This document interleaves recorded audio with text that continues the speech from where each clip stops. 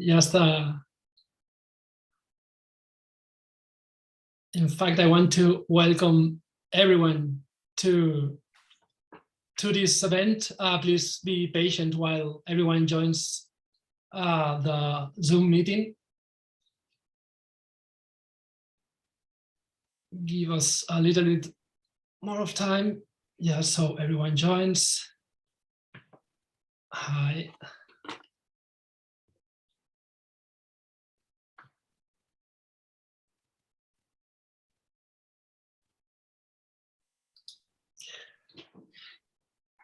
Okay, so again, hello and welcome everyone. I'm John Uriarte, I'm curator of digital programs at the Photographers Gallery. I'm very happy and excited to launch Forget Photography, Andrew Dewdney's latest book, published by Goldsmith Press, who will be in conversation with Joanna Zylinska. While we wait for everyone to get into the meeting, maybe it would be nice if you wanted to know where are you joining us from. So feel free to use the chat to put where are you joining us from for this event. Some housekeeping details: your microphone should be muted to avoid sound interference. And the event is being recorded and will be published online on TPG's website and on our YouTube channel too. I'm seeing, yeah, some messages on the chat already, people joining from Zurich, from Florence, from the Netherlands, from Cornwall, Helsinki. It's a quite international crowd. Regarding the format of the event, I will start with a brief introduction about the speakers. Andrew will say a few words, and then we will jump into the conversation with Joanna. There will be some time for Q&As at the end, so please feel free to write your questions on the public chat, or alternatively send them to me in a private message. At the end of the event, we will give details to get a 30% discount on the purchase of the book through our bookshop. So Andrew Dewdney is the co-founder and co-director of the Center for the Study of the Network Image at London Southbank University. He is a research professor and supervises doctoral research, including collaborative projects with Rhizome, the Photographers Gallery, Photomuseum Winterthur, Gasworks, and Serpentine Galleries. He is an advisory member of the Post-Photography Research Group based in Lucerne College of Art and funded by the Swiss National Science Foundation. He is in the advisory board of the academic referred journals, Photographies and Philosophy of Photography. And his next book, The Network Image in Post-Digital Culture, edited with Katrina Lewis, will be published by Routledge in June of this year. And Joanna Zylinska is an artist, writer, curator, and professor of media philosophy and critical digital practice at King's College London. She is an author of a number of books, including AI Art, Machine Visions, and Warped Dreams, Non-Human Photography. Her art practice involves experimenting with different kinds of image-based media, and she is currently researching perception and cognition as boundary zones between human and machine intelligence, while trying to answer the question, does photography have a future? I want to thank you both, Andrew and Joanna, for joining us today. We are very excited to host the launch of this provocative book, which invites us to somehow unthink photography, which the Photographers Gallery digital program has been doing, I think, since it was created 10 years ago. So with no further ado, I would like to pass it to Andrew now. John, thanks very much. Before we launched into our conversation, I just wanted to thank you and the Photographers Gallery for hosting tonight's event. It's very generous of the Photographers Gallery to invite a book which invites you to forget photography to its launch. So thanks very much for that. Joanna, I also wanted to thank you for agreeing to be in conversation with me. So thank you for that. And also to thank everybody who's turned up to join in the discussion this evening as well. So thanks to everybody. Without taking up too much time, I just wanted to acknowledge a few people. This book's got a very long history, it's got a medium history, and it's got a short history. I actually wrote it over 18 months during the COVID sort of period. But in fact, it owes its kind of origins really to two offices that were next door to each other in London's South Bank, Katrina Sluis in one, and with Daniel Rubinstein and me in the other. And the three of us founded the Center for the Study of the Networked Image at that time in 2012. Katrina went on to become the first digital curator at the Photographers Gallery at the relaunch with the Media Wall. And they have definitely influenced the conversation that underlies this book, and of course what's happened to photography, or what's happened to the image since that time. So I particularly want to thank Katrina. I want to thank Goldsmiths Press for taking on the proposal for the book, Sarah Kember and Susan Kelly. And I wanted to also thank Ben Burbridge, who read the proposal along with Annette Decker and Vicky Walsh. So thanks to all those people. There are lots more people that I would like to acknowledge, but which I do in the book. But I think for now, that's where we can leave that. So Joanna, over to you. Hi, and so I will add my thanks as well, Andrew, to you as well for a long-standing conversation about photography that we've been having.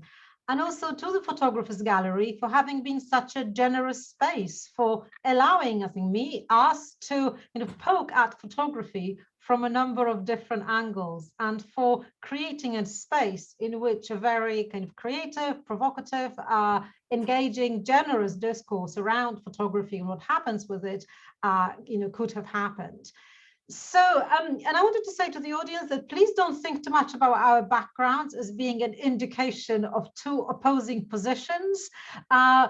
Just look at them more as a kind of diagrams, engaging with rectangles, which are a certain form of mapping and showing something, but they are not just an opposition between books and photographs. There is something much more complicated going on, I think, between those images and between us, I think, as conversation partners, to say that we've been talking a long time. So I'd like to start from sketching a little bit of background and asking Andrew to comment on it.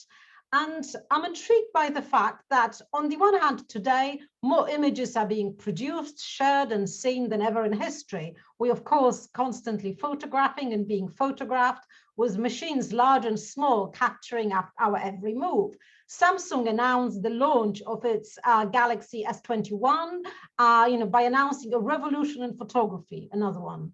Jussi Parikka and Tomasz Dvorak had a book out recently pronouncing that photography has gone off the scale, while at the launch of that book, Lev Manovich, who's recently posed a question of how can we see 1 billion images, has declared that photography is young again. On the other hand, we've had Ariel Goldberg and Yazan Khalili from Bard College declaring that we have stopped taking photographs. And that wouldn't be so surprising if they hadn't been running an MA in photography. And now we've got, of course, Andrew Dewdney's book, Forget Photography, with this bold, provocative exhortation. So that's the context. And I'm wondering, what's going on around photography at this particular moment in time, Andrew, with these exuberant provocations, pronouncements about either, the proliferation, there being too much of photography, or the fact that we should withdraw, abandon, or perhaps resurrect? What's happening, basically? Okay, well, I think my answer to that is a big picture, which is a kind of an attempt to sort of grasp the current moment we're in politically. And I think that by coming at it this way, we can make sense of what appears to be the very paradoxical kind of positions that are actually being adopted in relationship to photography or no photography, or what the image is. So I've tended to go with the idea that we are living in the paradoxical present. and that this is a period of kind of hypermodernity. This is an idea from Lipovetsky. And I think that there are certain kind of characteristics to that, which will help us understand that. So the paradoxical present is a consequence of computational capitalism.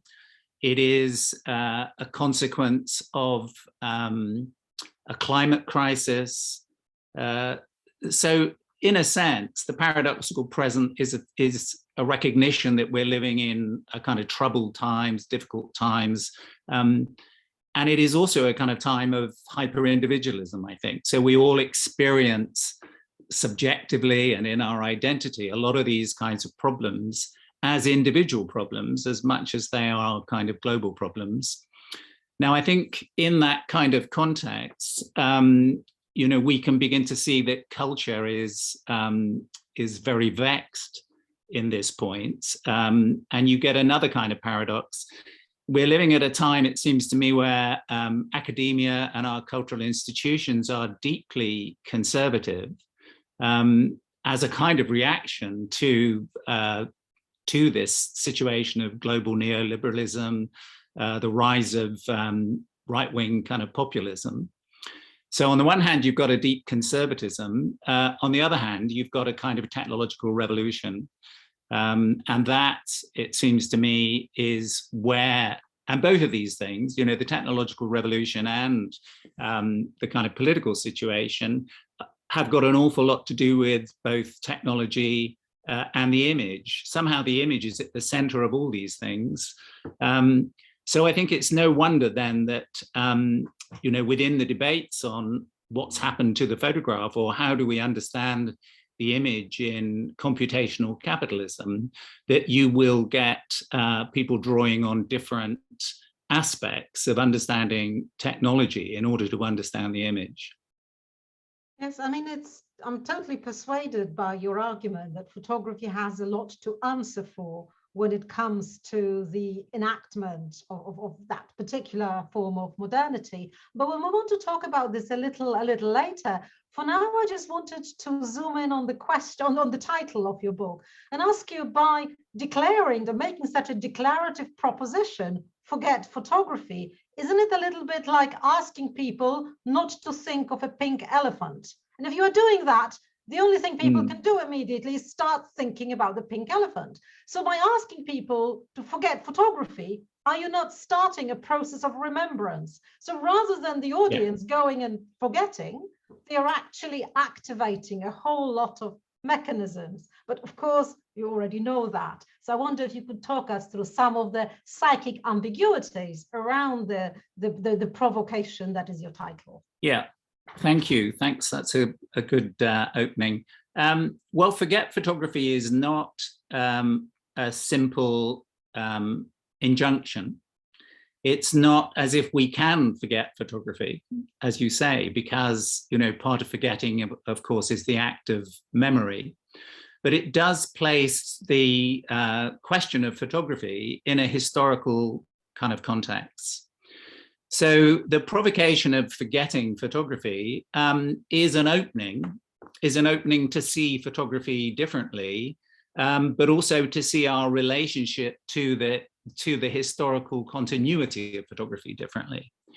So I think I come very much down on the side of we need an irrevocable break with the culture of photography, which is, so when I talk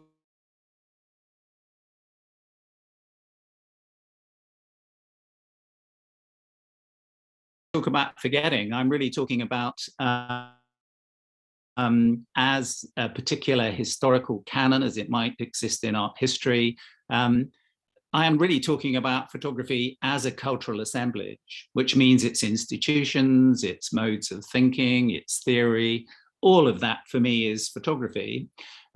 So forgetting is for me a very positive approach. It's a new kind of method in which we can now look at the history of photography as something that has passed, something, which is why I kind of moved to talk about photography's zombie condition. We're really dealing with the afterlife of photography. And yet the persistence, hence back to the paradoxical nature of this, as you say, and as your virtual background shows us, we're drowning in images. There are, at the very point at which photography is no longer at the center of the mode of reproduction because it's been replaced by a computational system, photography is everywhere. Everybody, photography is, part of our very life, as you have described. So right at the outset, I would say, forgetting is a positive strategy. It actually unlocks lots of things. And I think one of the good examples of that, I think, has been the interest in the decolonization of the camera, or the decolonization of the history of photography, which I see as perfectly consistent with the method of forgetting photography. I mean, I can go on to talk maybe later about, what the method is. But I think it's important to say, I should also just add that the title I borrowed from Baudrillard's very famous essay, Forget Foucault. And Baudrillard wrote this essay because he said that Foucault's theory was too perfect in accounting for the reality it described. And I think I see photography like that. I see photography as too perfect. And as a too perfect system, it actually therefore can't account for reality. Mm-hmm. So I wanted to kind of go a little bit deeper into some specific aspects of the photographic discourse, history, narrative, and practice that you have problems with. And I mean, there's lots of things I really like about your book. But one of the things I particularly like is a slightly kind of stropic tone that you get irritated with some of the things, photography theory, like, please go away. So you describe it as the zombie, the ghost that's outstayed its welcome. And you really want to kind of shoo it away and it doesn't want to go. So that kind of slight irritation with some of our stubborn cultural practices that we are not prepared to give up on, even though there are so many good reasons to just move on or do something different. So that kind of obstinance or that stubbornness on the part of theorists and practitioners has to do with some, academic affiliations, professional investments, or all sorts of other things. But obviously, what I'm also really taken with is not just the tone and the stroppiness, which, I often, I think, try and do the similar things in my own work, but also a very deep ethico-political commitment that I read in your work. So in some sense, by castigating any photography and by accusing it of a lot of different things and of overlooking some of the forms of epistemic violence of which it's part, you're also trying to open up, as the way I read your book, as a different way of seeing. And obviously you mentioned the kind of decolonial practice, and seems in a conversation with people like Ariella Azoulay, Jonathan Bella, Tina Camp, Mark Seeley, people who've all kind of shown that photography, as you put it very powerfully, photography wasn't an innocent bystander. It has been part and parcel of a certain form of the constitution of violence, of enactment, of visual violence, which has legitimated certain forms of culture, of possession, of colonization. And I wonder if you could talk a little bit more about that ethico-political dimension of the proposition. Yes, yeah. Well, the one I would add to that list is, of course, which is reflected in Ariella Azoulay and certainly in Jonathan Bella, is that, photography is complicit. We're now moving to see that, it wasn't the innocent bystander. It wasn't the kind of detached mode for us to look at what we took to be real. It was actually part of that kind of capitalist mode of reproduction, but not, I think, as it was in the 70s or the 80s as kind of ideology. but actually as practice, you know, in its practices. And that's the new kind of ground that opens up for us to look at historically now. You know, what were those arrangements? What were those institutional organizations? You know, we're not separating out the practice of the photographer from the organizations and uses of the images. And in a way, that's a kind of a problem which is very academic too, really, that if you look at the history of the way photography entered academia, you know, it did so in a number of different registers, you know, a number of different disciplines. And we're stuck with that problem, and hence my stroppiness, I think. Of course, you know, caught in it, you know, limited by it. And a feeling that we really, this is a moment, given the extent, I think, of the kind of crisis, at which we need to find a way back to, I think, the idea of the public intellectual. I think we need to find a way of getting out of a number of kind of disciplinary silos. And we won't do that by constantly reproducing photography. So the example there, of course, is, you know, from the late 90s, the whole, first of all, expanded photography.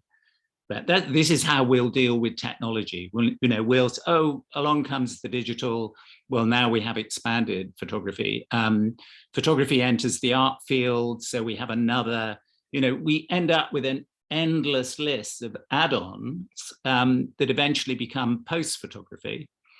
But all of that, you know, how many extensions of photography can there be within this kind of academia? You know, there's, you know, the operational image, the soft image, the algorithmic image, all of which, of course, you know, are recuperations of the culture of photography that is no longer at the center of the mode of reproduction, which is a non-representational system of computation. So I think in a way, the ethical sense arises from really the academic position that we need to escape the disciplinary boundary. And I think there's a lot of talk now about collaborative research. But I mean, in my own university, you know, we've got a school of computing that is busily helping, you know, work out greater algorithms for the driverless car. And then we've got a small school of arts and creative industries. Within that, we've got the Center for the Study of the Networked Image, that is busily undoing attempting to understand the algorithms. Mm-hmm. And that's in one institution. You know, one of the biggest barriers we have to cross, it seems to me, is between computer scientists and what is critical cultural theory or photographic practices. Mm-hmm. So that brings me to the kind of question about alternatives. I still would like to come back to the problem of modernity, but I'll put it to one side for now. And I would like to kind of go further with this idea of, you know, we need to ourselves as scholars, as artists, as thinkers, as curators, instantiate this kind of network. And you're actually using the concept of the kind of network image as, you know, in line with your center's work, as a kind of alternative.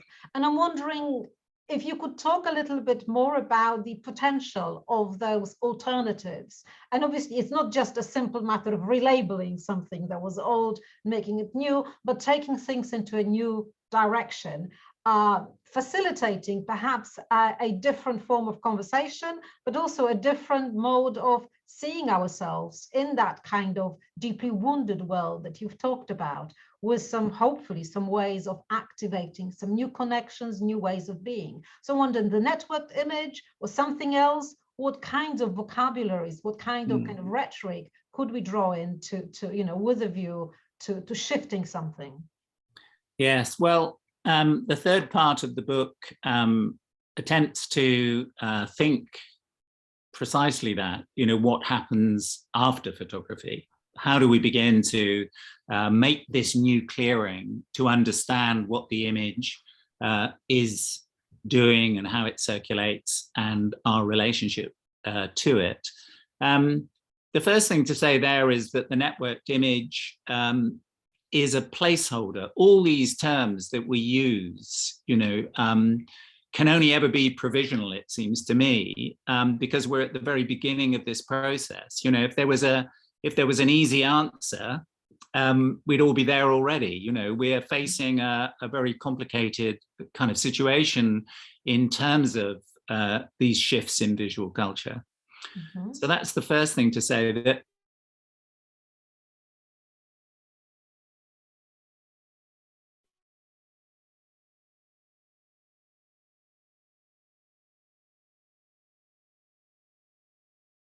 we only is relational, and we also have to think of things as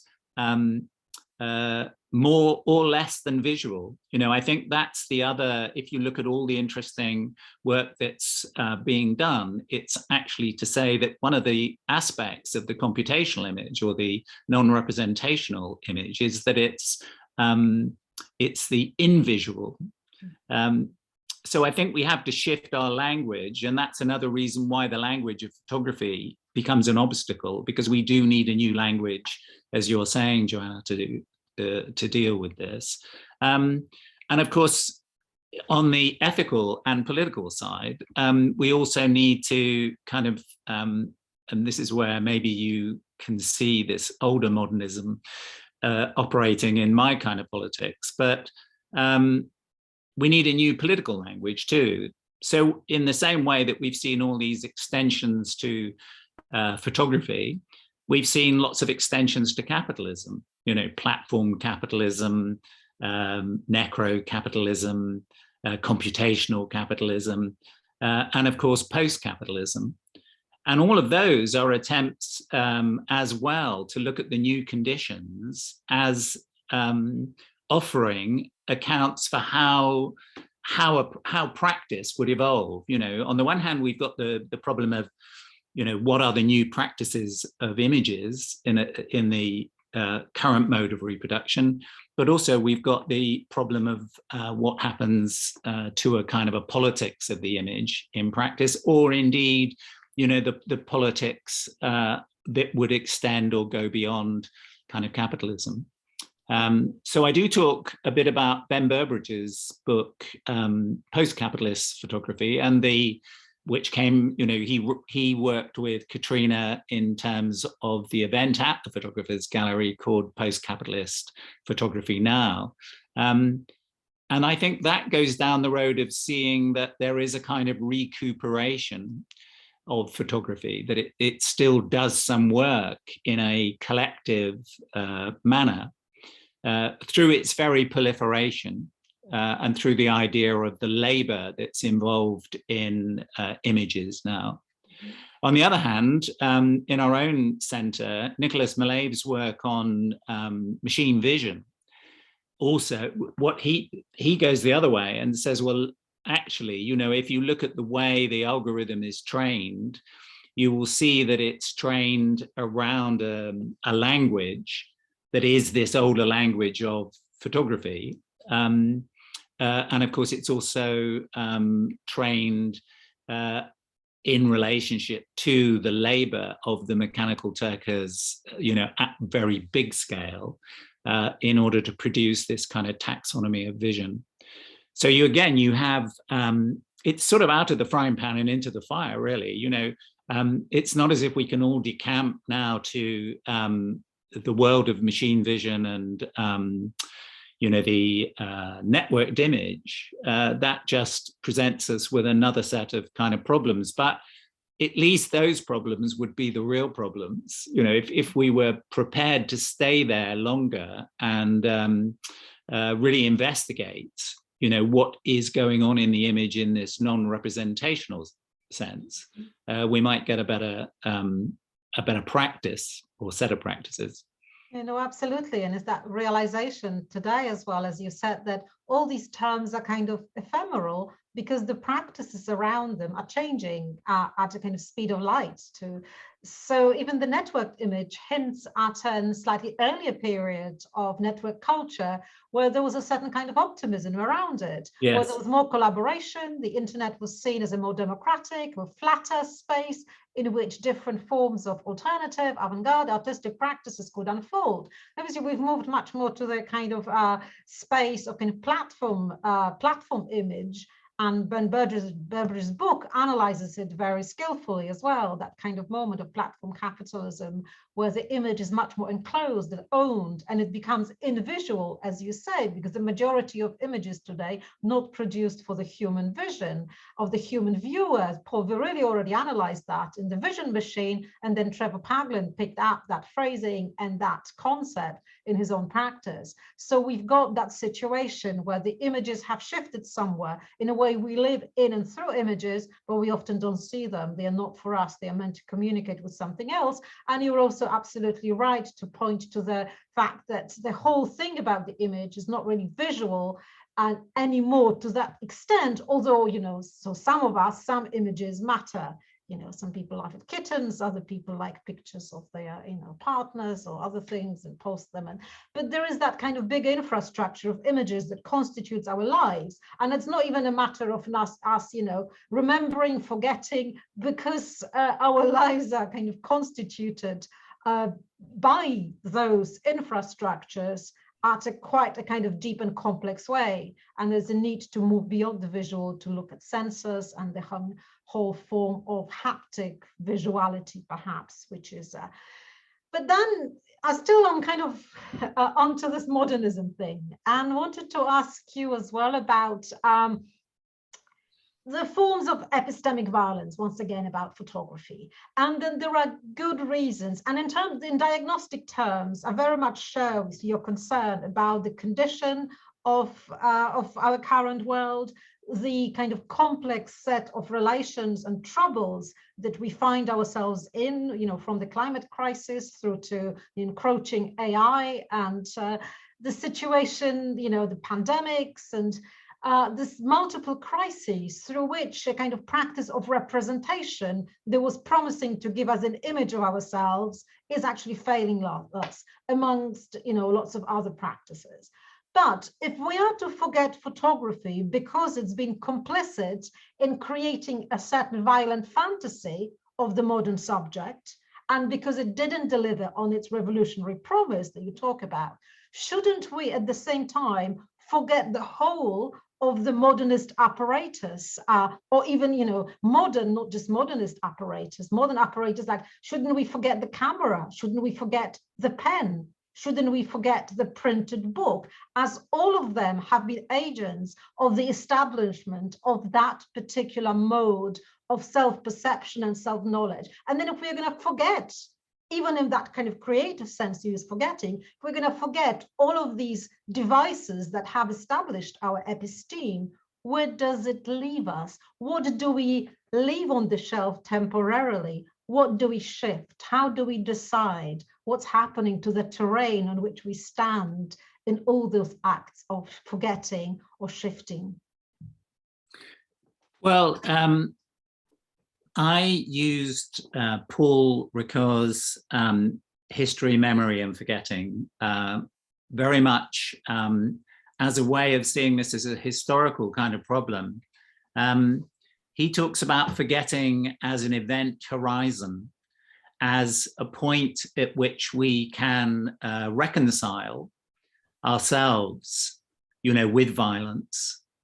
And I think to that extent, you know, the symbolic violence, you know, of the image does need to be kind of reconciled. And Ricoeur says that at that moment you can have a happy forgetting, which is a kind of reconciliation. So I think there's a long way to go, but there are great positive signs now that we are looking at photography over the last 160 years in a very different way. You know, we're not seeing it as a continuous modernist line forward, which brings me back to, you know, forgetting as a methodology, as a trick, you know, that if we are in the afterlife of photography, then we're already able to see, you know, it's past and it's passing.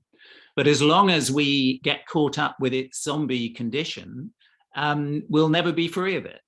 You know, so to be free, you know, and in one sense, therefore, to create new openings for making images, for understanding what we're doing in those in that kind of process, we do need to reconcile ourselves, you know, with the afterlife of photography. That's on the one side. The other side, which is I think what Katrina Sluis did in her programming of the media wall at the Photographers Gallery during her period there, was essentially to try and exhibit software. You know, if technology is culture, then in some ways we need to admit the internet as the kind of culture, as the default of our culture. But we don't see the museums doing that.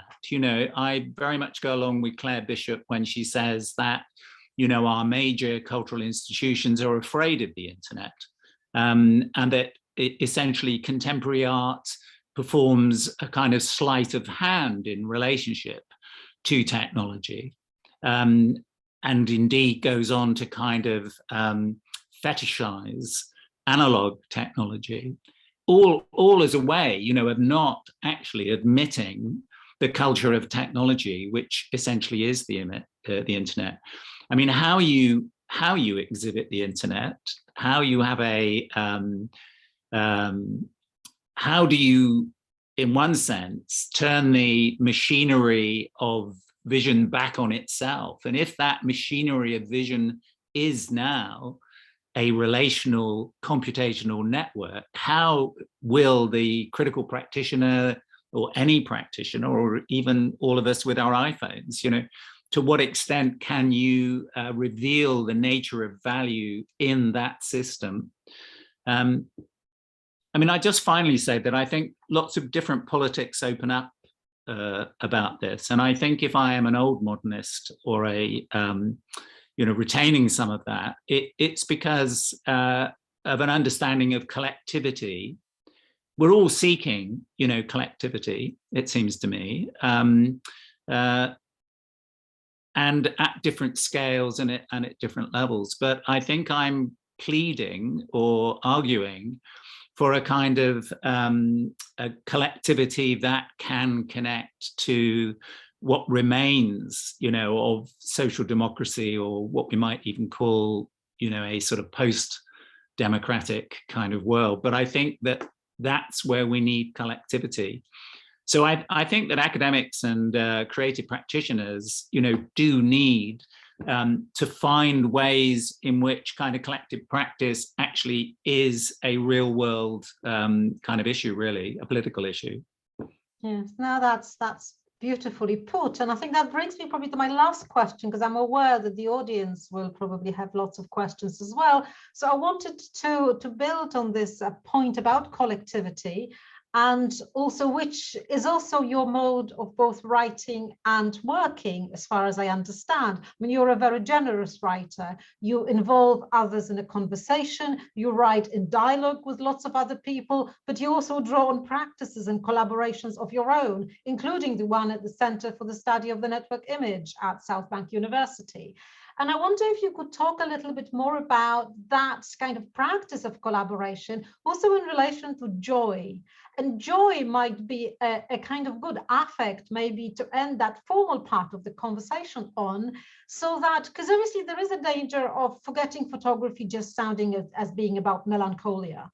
And I'm sure, you know, I think there is a lot of complex affects traveling through your book. So I wanted to recuperate that sense of joy, that exuberance of that medium that, you know, you must not call photography if this expression hurts you, as your colleague Katrina said, together with John and Marco De Mutis as part of their amazing project. But, you know, you might as well call it whatever you want, as long. So to recognize that kind of joyful exuberance of the medium with all its kind of problems. I wonder if you could talk a little bit more about the execution of that affect in your center, through your colleagues, but also through the students at South Bank, not necessarily photography students, but students who are studying media, computing, other things, and who might be studying images in a formal way, but who also live with images or as images on a daily basis, and might have a very different entry point to that kind of problem of photography, or not seeing it as a problem. So what's going on there around the center and around joy there? Yeah, well, I very much welcome the emphasis on joy there, because there is a way in which the argument can be, forgetting photography, can be seen wholly in terms of the reconciliation of the violence of the image. Whereas in fact, you know, if we think of the image outside of photography, there is great grounds for affect and for new vistas in seeing. You know, seeing is still, you know, a wonderful human kind of activity. But of course, seeing is also highly, you know, mediated. You know, we haven't had critical theory for the last, you know, half century without understanding the complexities of seeing. And I think at the Centre for the Study of the Networked Image, we've actually, particularly in relation to Jeff Cox's work, gone back to thinking about what would John Berger's ways of seeing look like in this current period. And of course, there's lots and lots of reasons why it wouldn't look like anything like the ways of seeing John Berger made.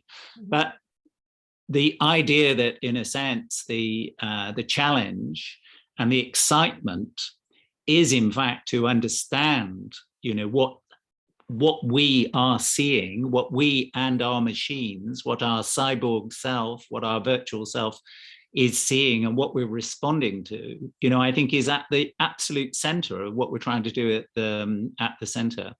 And that involves,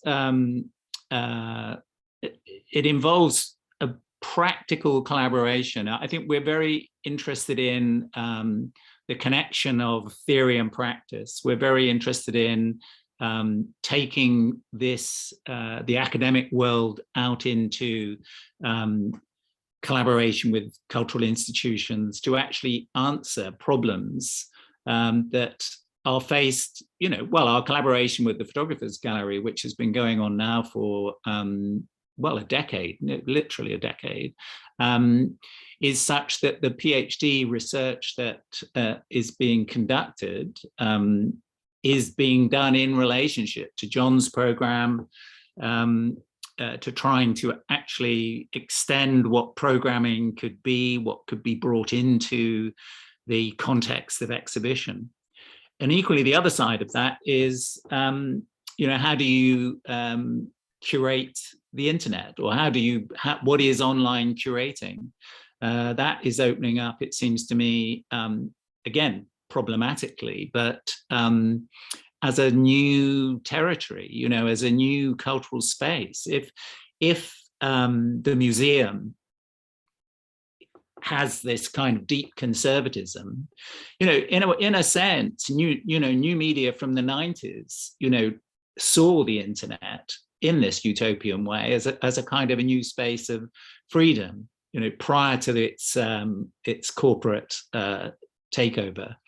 But I think some element, you know, of what you're calling joy is still that this is the internet and being in it, and how, which again in art practice is often seen as, you know, how do you subvert it? How do you turn it against its own kind of program? Is seen as the kind of positive space. But yeah, I wouldn't like to leave this conversation without thinking that, you know, there is a very positive program of work that opens up around the networked image. Right. And well, and just to plug the Katrina and I are editing the networked image in post-digital culture, which actually includes the research of 4 or 5 PhD students who've worked at the centre. That's brilliant. Okay, I think that's everything from me. Thanks so much, and I'll hand over to John. Thank you both for the really interesting conversation and for the back and forth with your questions. While we wait maybe for the people to warm up and to write their questions on the chat, maybe I can bring one of a comment that is there already by Daniel Rubinstein, saying that when Foucault was told about Baudrillard's book Forget Foucault, his response was "Have trouble remembering Baudrillard." I'm not sure if you want to comment on that, Andrew. Yes, thank you, Daniel, for that comment. I think we've actually had that conversation in the past at some point. Yeah, I don't know what I'd say about that, really. Again, I don't think, I mean, Baudrillard thought hugely of Foucault. This wasn't just an academic spat that took place when he wrote that essay. I think it was, Baudrillard was trying at that point to open up another space around simulation and what had happened to the real. So I can well imagine, Foucault's response. And, but Daniel, I don't know whether Daniel wanted to add to that in any way.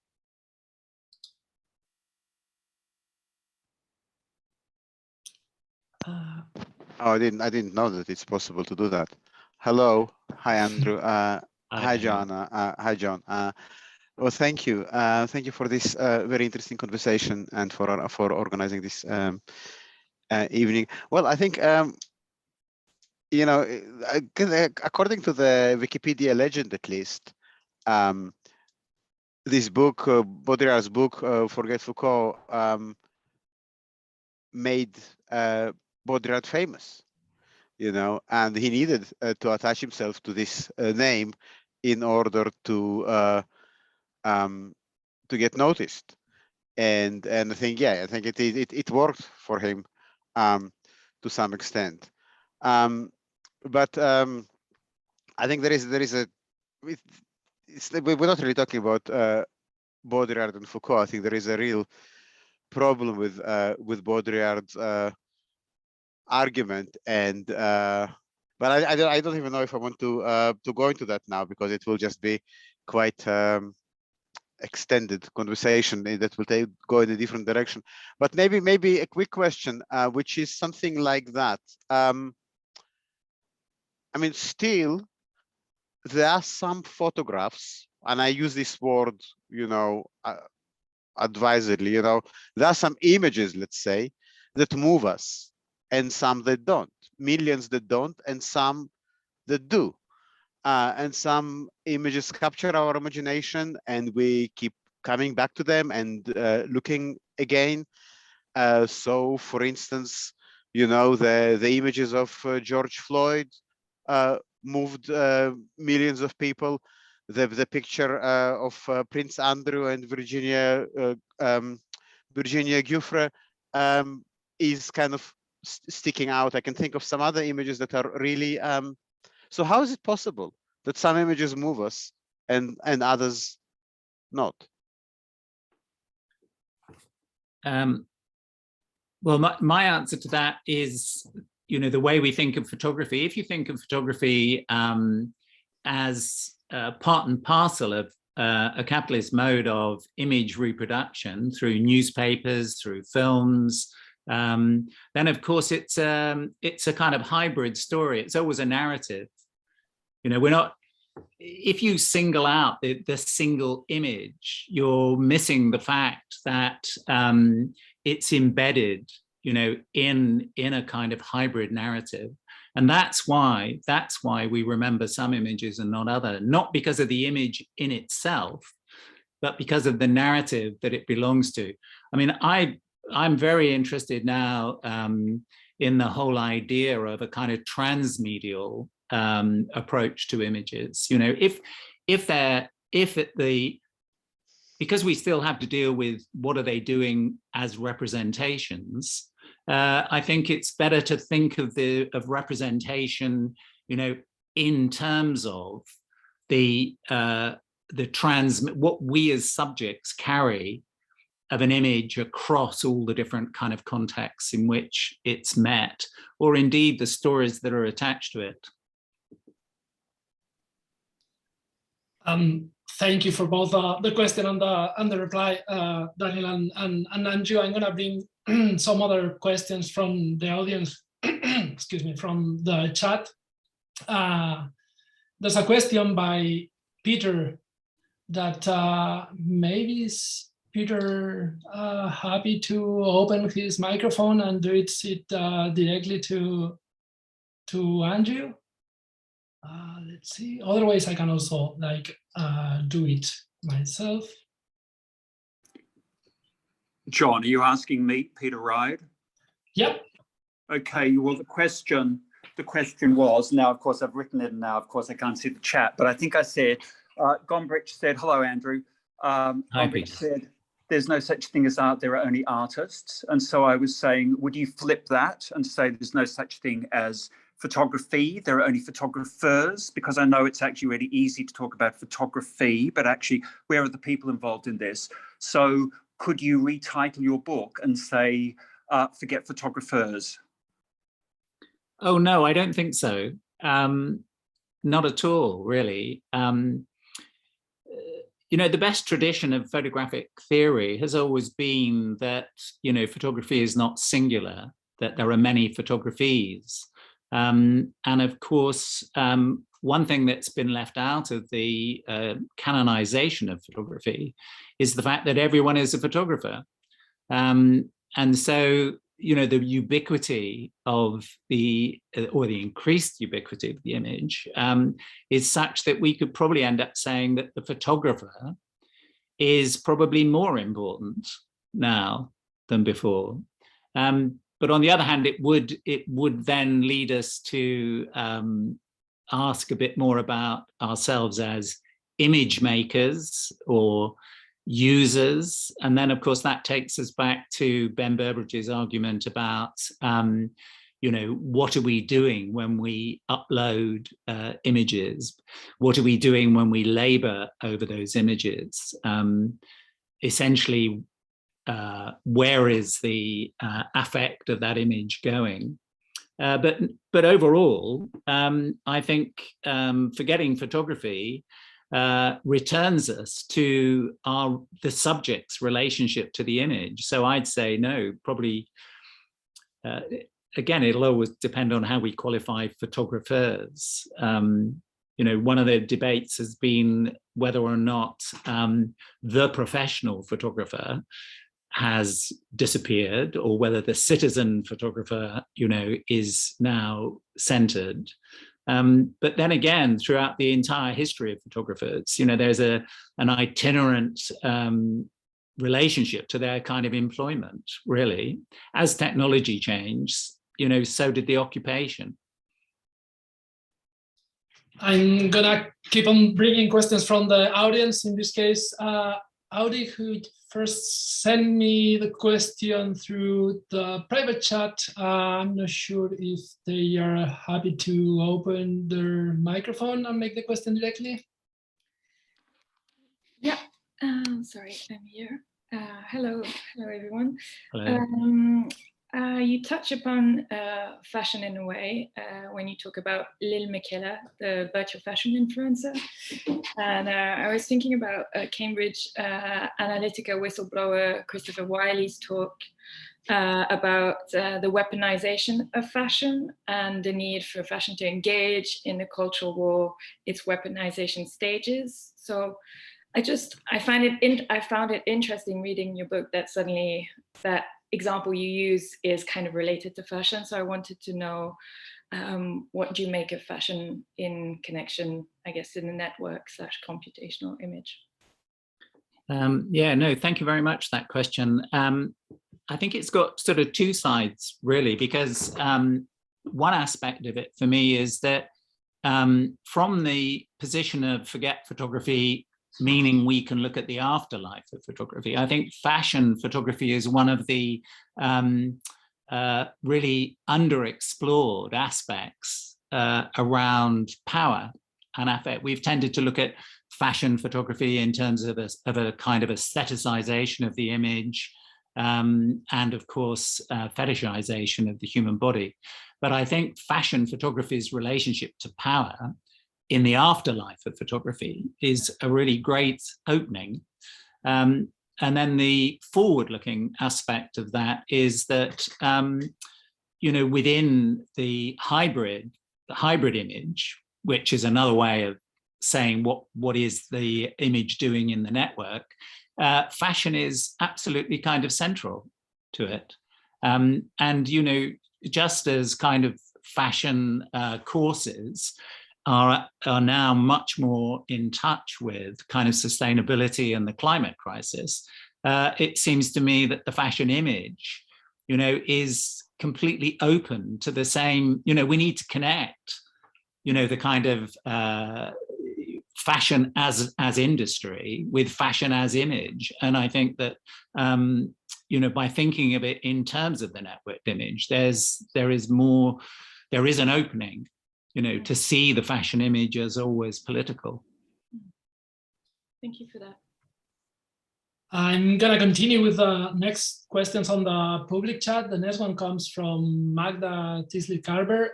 Magda, maybe you might be able also to open your microphone and share your question directly with us.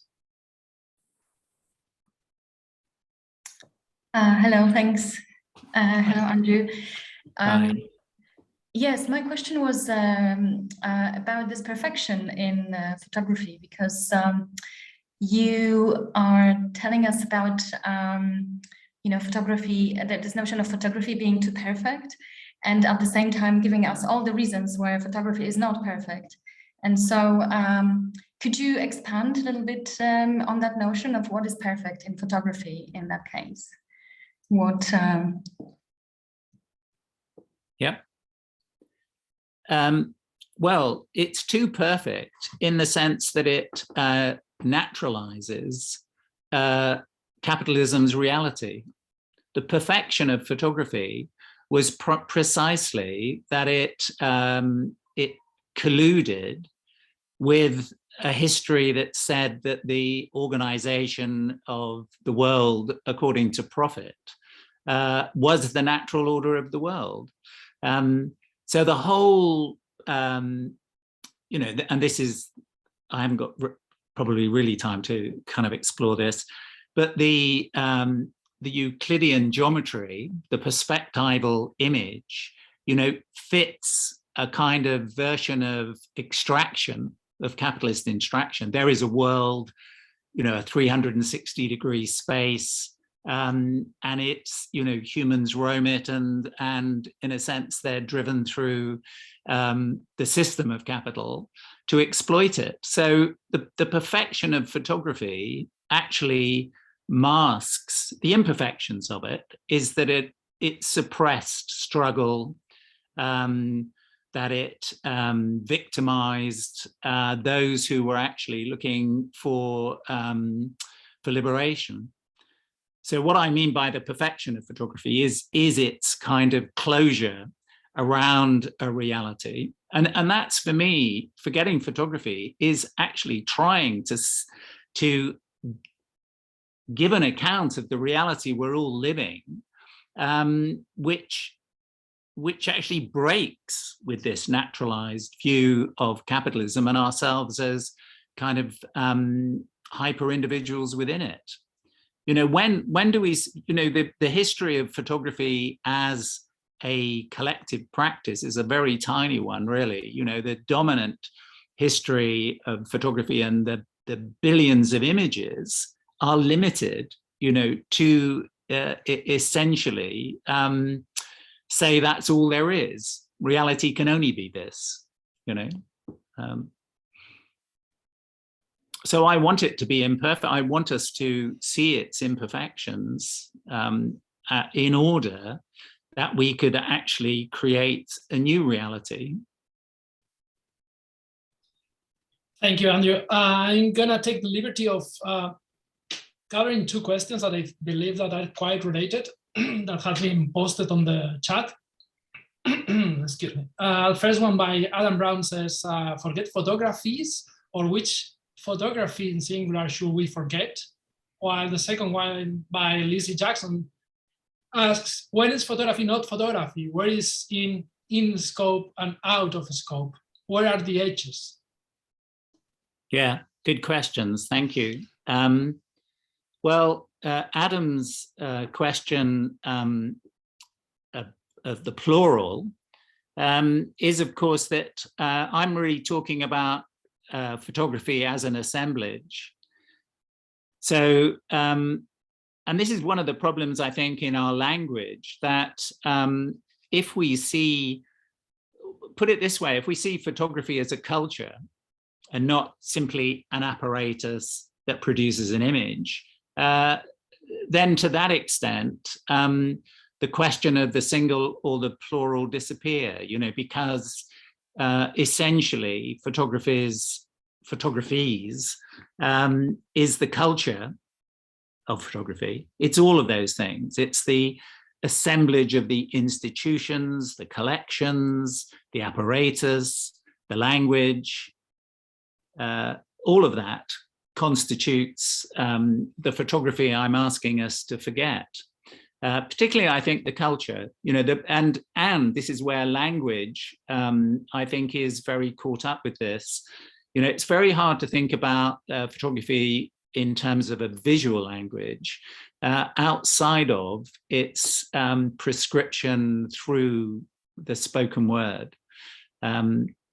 So to that extent, I think that I'm really arguing for us to think about the lexicon and the very language in which we think of the aesthetics of the visual image of photography in a different way.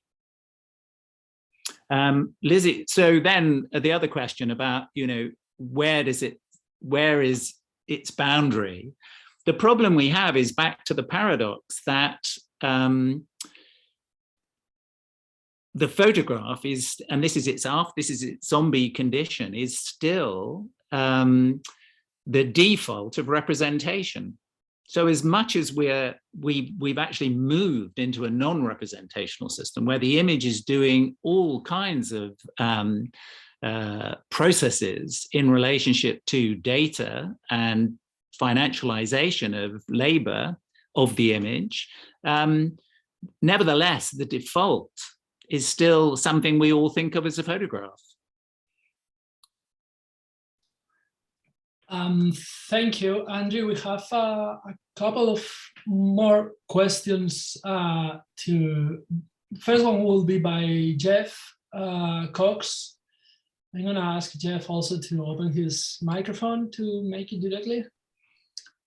Yeah, hi, Andrew. Hi, Joanna. I just was wondering about the method of forgetting, and if you applied this to the computational image, whether the method is still productive, given that when we think about vast storages of data, necessarily we're talking about remembering and forgetting kind of simultaneously. And yet the model of memory that we're using is somewhat different to human memory. There's this sense of technological memory, of computational storage. So I'm just wondering if the method is productive in terms of thinking about the computational image as well. Well, that's a very good question. And my kind of first thoughts about that are that we tend to think about computational capitalism and data as being an infinite store of memory. But of course, how memory relates to data does become a kind of question that would need some kind of unpacking. And I think if we think of Ricoeur's model of forgetting as always being, a reconciliation and inevitably about what is remembered, there's some point that I began to think of Total Recall as being the ultimate kind of zombie, really. And if you think about data as Total Recall, then it seemed to me that was a kind of zombie condition. Lucy Pareka also talked about zombie photography in relationship to it being, and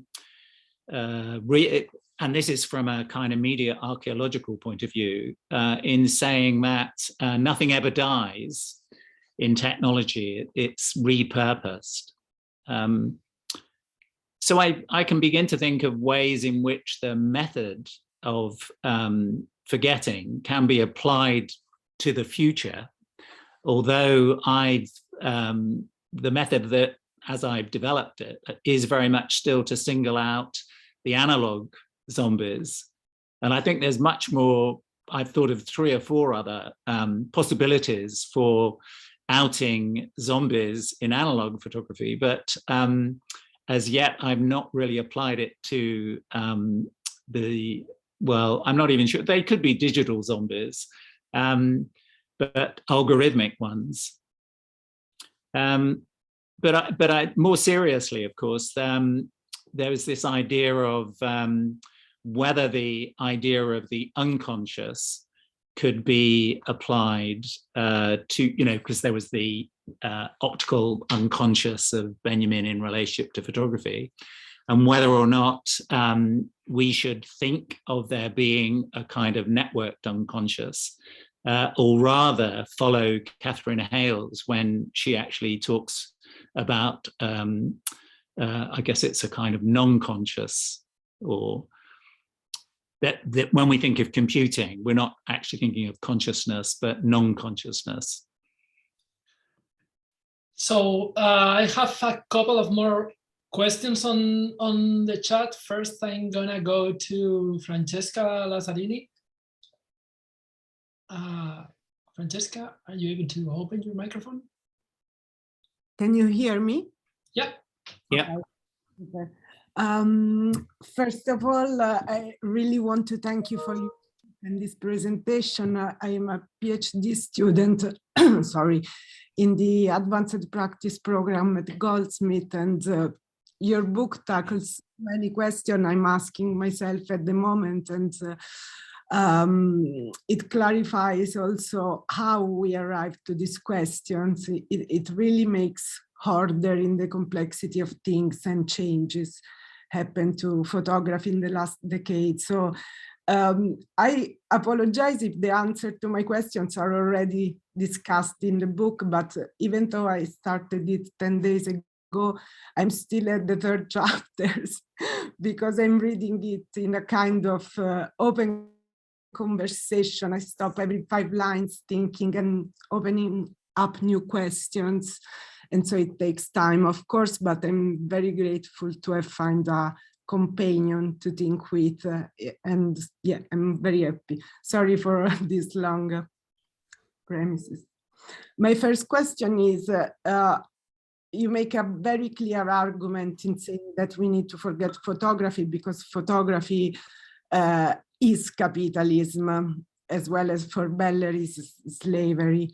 And it is also clear that forgetting is a way of remembering, but nevertheless you propose this alternative term, which is computational network image. In reading the book the first time, maybe I misread this term, but I completely follow you about the impossibility to conceive photography as an innocent bystander, and about the need to dismantle this system of capitalist reproduction. But I wonder somehow if the computational network image can be an innocent alternative, considering that it is anyway the product of our present conditions, and in the present the use of data is one of the main tools of exploitation of every aspect of human and non-human existence. But I'm sure I I don't got the full sense of what you mean with it. So if you can say something more, I would be grateful. And the second is when you talked about the discourse on memory of Paul Ricoeur, and this idea of the horizon of the events, it came to my mind the text of Christina Sharp in The Wake, in which she talks about Black lives and how they are still living in the aftermath, in the afterlives of slavery. And so how it conditioned their existence, but at the same time, this existence, it's also to be in the wake of the slavery. It's also something that animates their life and that can produce resistance, consciousness, and possibilities, so changes. And so my question is, I agree that forgetting photography is a way to dismantle this system of knowledge reproduction, but what else we renounce in forgetting? It is only representationalism that keep us bounded to photography, or are there other aspects related to the performativity or sociability of photography which are in the wake of photography and that could be worth to still consider as useful weapons in our struggle, if it makes sense? Wow. Well, I followed all of that and sort of really agreed with everything you've said. But I guess there are two questions in there, probably with long answers. The first thing to say is that the argument for forget photography isn't simply that we all move house and now live in the networked house, as if simply that is kind of possible. I mean, part of the argument is we can't forget photography. We need to forget photography. But of course, because of its afterlife, we're forever remembering it. We think we're practicing it, but we're actually remembering it. Because the tactic of forgetting, or the method of forgetting, is that it's a future present. We're already in the future, and therefore photography is past. In which case, now we can be archaeologists in relationship to photography, and including contemporary photography. This idea of there is still a contemporary photography is one of the problematics that forgetting kind of addresses, because it says all practices of photography are already kind of past, and therefore are kind of archaeological. And that's something to do with the politics of the notion of the contemporary, which Joanna, I think, was referring to earlier as, the kind of modernist long tail, that in some senses the contemporary is still thought of as the now. But photography can't really, not photography as photography, can't really operate in the now. And that's why, the method of forgetting is a way of understanding the continuation of photography as part of that kind of history. The other move then is, well, what aspects of practice are taken up in relationship to the network is much, much more problematic. And I don't think the book gets there. I think it ends with the chapter on the hybrid image, and it calls for a kind of a reworking of the way we understand visual culture around the transmedial. But I'm very aware of the inadequacies of that. And I do say somewhere that no sooner have we, driven a stake through the heart of the zombie of photography than another one arises, in terms of the corporate network. So it's always a struggle, but I think we need to be making sure we're engaged in the right struggle, that we're actually attempting to deal with the conditions of the image as we're living them. To that extent, I drew quite a lot on Jonathan Bella's The Message is Murder. But I find his writing in the end very, very pessimistic. Whereas I'm a hopeless optimist. And I think that to some extent, we need always to find a kind of recuperation of a kind of emancipatory practice. It can't be all over otherwise, which I do think, I'm sure actually that Jonathan does have a sense of critical practice, like his involvement in Native and Indigenous American struggles, which takes, just finish this, but your last point, which I don't think I can answer, about the recuperation of representation in photography. I still find that very problematic. In fact, my most recent thoughts on that are that, that identity politics is kind of caught up with the image around the photographic image, and that I think it's a bit of a dead end, the whole idea of kind of positive representation. I'll leave it there. I'm gonna, I guess, being the last question, because we've been here for almost like more than an hour now, almost an hour and a half. And I guess that, Andrew, you've been already answering quite a lot of questions. So I'm gonna bring just the last one by Daniel Chavez. Let's see if Daniel can open his microphone and make the question directly to Andrew. Oh, hello. Hey. Hi. Hi, Andrew. Thank you. Thanks for the presentation. I just had a question about again, maybe elaborating on the method, and maybe you've answered this already, but I wondered if you can say, well, in forgetting photography, or this idea of forgetting photography, do we not risk repeating its epistemic violence just under a different name? Is forgetting really the right political strategy to challenge computational capitalism? And the reason I bring this up is also in relation to Joanna's point about forgetting modernism and forgetting loads of, how do you see this in relation to other things that perhaps need to be remembered rather than forgotten? No? Yeah, good question. So two things, I think. I think that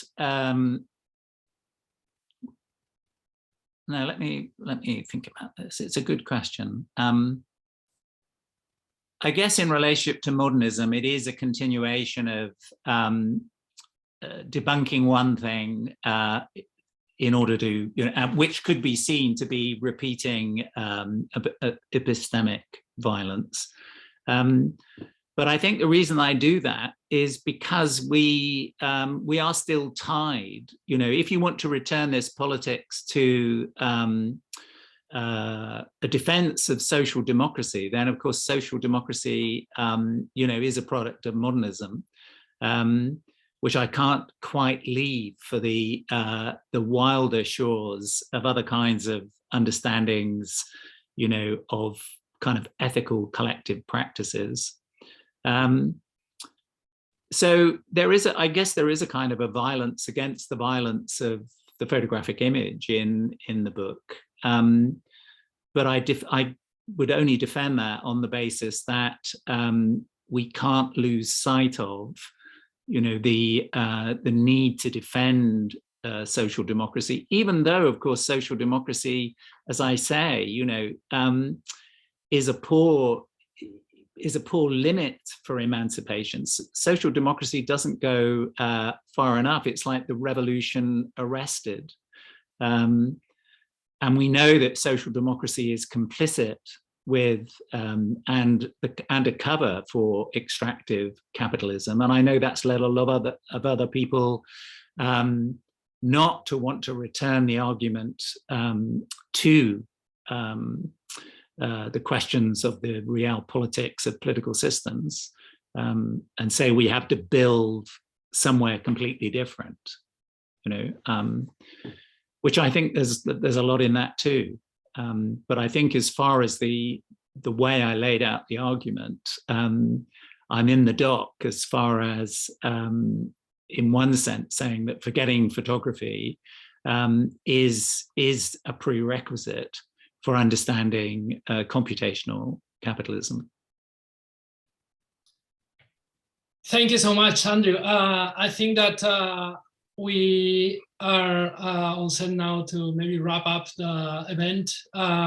Thank you also to Joanna for taking part of the event and for making all these very interesting questions also about the book and going even beyond the book as well, I would say. I just want to thank you also everyone who has joined. We just posted on the chat the discount code that you can use on our bookshop to purchase the book, which I recommend. I also remind you all that while the gallery is closed for some refurbishment works and also working on the next installations, we still have our online events. Visit our website and also come back to the gallery on the 25th of March for the next season of exhibitions. And yeah, thank you again, Andrew, for your generous contribution tonight and all the answers to the questions to the public. Thank you.